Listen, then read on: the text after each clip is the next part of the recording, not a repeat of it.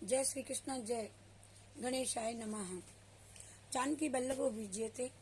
आज बरुथिनी एकादशी। कली बरुथिनी समागम।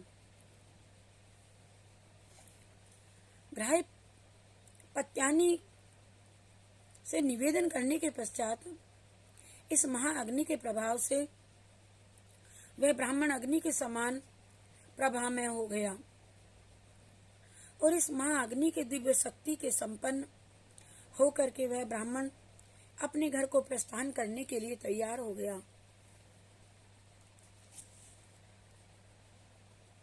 और बरुथिनी शांत भाव से खड़े होकर के वह ब्राह्मण के दिव्य स्वरूप को अवाक देखती रही। बरुथिनी के देखते ही देखते वहां ब्राह्मण से वहां अपने घर के लिए प्रस्थान कर गया। एक ब्राह्मण की कथा है कि वह बहुत भक्ति करता था और वह ब्राह्मण एक दिन वन में फल पुष्प लेने के लिए, पूजा के लिए गया तो वहां बरुथिनी एकादशी अप्सरा बन करके आकर के परीक्षा लेती हैं। कहती हैं कि तू मुझसे विवाह कर ले, लेकिन धर्मांगज राजा जो थे वह विवाह करने को तैयार नहीं हुए। उन्हें एक पुत्र भी था और उनका विवाह हो गया था। तो वह बरुथिनी कहती है कि मुझे वचन दे, यदि विवाह नहीं करेगा तो तू अपने पुत्र को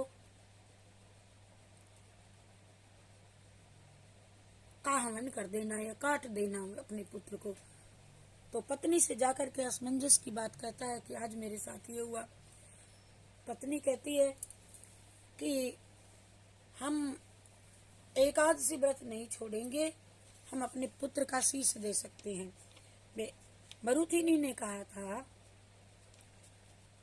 अप्सरा बन करके परीक्षा लेने को आई थी, कि यदि आप अपना ये या तो व्रत तोड़ दो या अपने पुत्र का शीश दे दो। तो आगे की कथा है। कली बरुथिनी समागम ग्राह्य पत्यानी से निवेदन करने के पश्चात इस महाअग्नि के प्रभाव से वह ब्राह्मण अग्नि के समान प्रभाव में हो गया और इस महाअग्नि के दिव्य शक्ति से संपन्न होकर के वह ब्राह्मण अपने घर को प्रस्थान करने के लिए तैयार हुआ।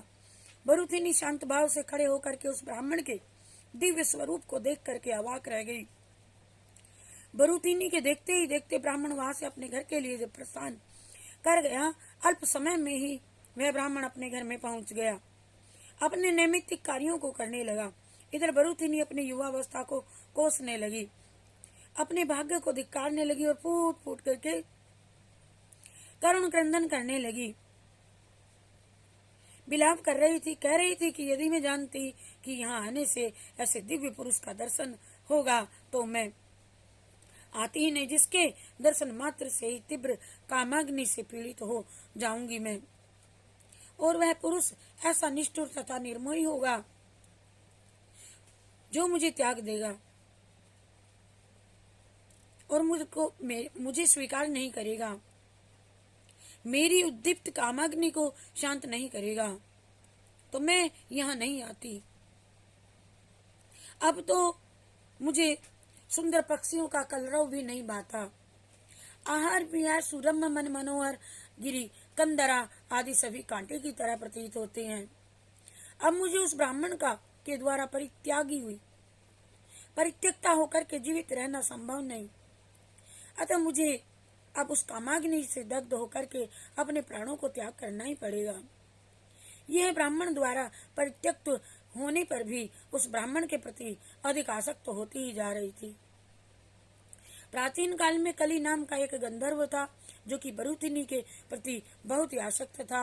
वह बरुथिनी को शोकावस्था में ग्लानि युक्त देख करके उस गंधर्व ने कहा और देखा बरुथिनी उस ब्राह्मण की याद को अपने दिल में संजोए और कामाग्नि से जल रही है। इस अप्सरा ने मेरे द्वारा अनेकों बार प्रार्थना किए जाने पर भी मुझे स्वीकार कभी नहीं किया है, परंतु आज ये मुझे अवश्य ही स्वीकार करेगी। मैं जाता हूँ। तो वह आता है, मैं इसे प्राप्त करके ही रहूंगा। वह जिस पुरुष के प्रति आसक्त है, मैं उसी पुरुष का रूप धारण करके इसके सामने जा रहा हूं। इसीलिए वह मेरे साथ निश्चय ही रमण करेगी। अब मुझे इस कार्य में विलंब नहीं करना चाहिए। तो तत्क्षण ही गंधर्व कली का उस ब्राह्मण का रूप धारण करके बरूथिनी जी पास में आ गया। उस ब्राह्मण को देख करके बरूथिनी का हृदय खिल उठा। वह ब्राह्मण के पास जाकर दोनों हाथ जोड़ करके उनसे प्रार्थना करने लगी कि हे महाभाग, आप मेरे ऊपर कृपा करो, नहीं तो मैं तुम्हारे द्वारा त्यागे जाने पर निश्चय ही अपने शरीर का त्याग भी कर दूंगी। त्यागे जाने पर कहीं की नहीं रहूंगी। यदि तुम यहाँ हिमालय के वन में कंदराओं में रमण करोगे तो अवश्य तुम धर्म के भागी होवोगे। मनुष्य रूपधारी कली गंधर्व बोला कि हे सुभगे, मेरी समझ में नहीं आ रहा कि मुझे क्या करना चाहिए, क्योंकि यहाँ रहने से मेरे नित्य नैमित्य के कार्यों में बाधा पड़ती है। फिर भी यदि तुम चाहती हो तो मैं तुम्हारे साथ संभोग करूं, तो ये शर्त है कि तुम संभोग के समय मुझे देखोगी नहीं, अपनी आंखें बंद रखोगी। बरूथिनी प्रसन्न होकर के बोली, ठीक है महाभाग, तुम धन्य हो, मुझे तुम्हारी शर्तें स्वीकार हैं, मैं तुम पर नौछावर हूँ। जय श्री कृष्ण चंद्र भगवान की जय। बरूथिनी की एक कथा और है। आज जो एकादशी है उसी की दूसरी कथा है। हरि शरणम हरि शरणम हरि शरणम हरि शरणम। जय श्री कृष्ण, जय राधे राधे।